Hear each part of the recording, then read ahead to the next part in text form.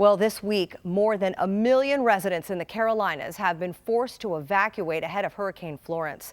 At the time of this taping, people there are just starting to feel the first effects of the storm, and it is predicted to bring days of heavy rain, high winds, and coastal erosion.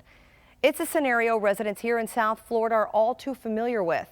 It was just a year ago that Hurricane Irma made landfall in the Florida Keys, destroying homes, businesses, and most notably, Fisherman's Community Hospital in Marathon.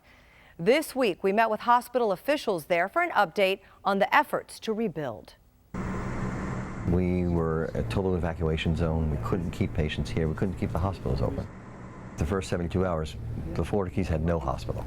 Mariners Hospital in Tavernier was severely damaged, but it's part of our system, been part of our system for a long time, and it's hurricane hardened. And we were able to get that hospital back open within about 3 days. I was definitely one of the first people here Monday. We were flown in.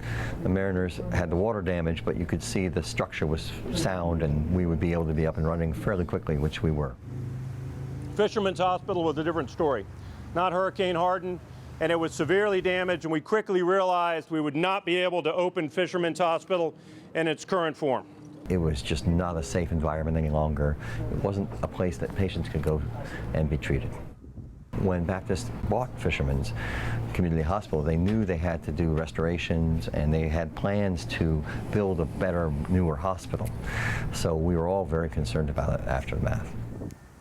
The field hospital was a bit of a surprise because we were told we'd have almost a full functioning facility, kind of like what we have now, and it was far from it. It required a lot more modification, a lot more energy from everybody in the community. Every department at Fisherman's Community Hospital and Mariners Hospital came together to make that field hospital work. And we saw 6,900 people before we moved here, delivered a child, saved many, many men and women.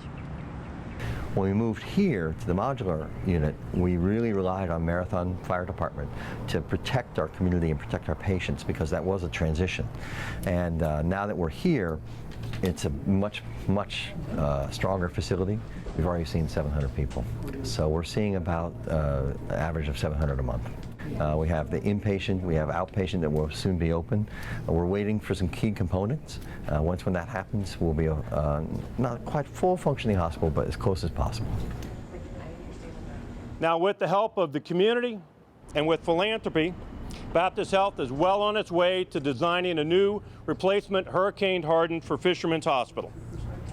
It's really come together just fantastic. You know, we in fact met with the committees, the commissioners, the City of Marathon, with Key Colony, with obviously the county commissioners, and everybody has been in full support of wanting and needing and glad we're here to build a new hospital.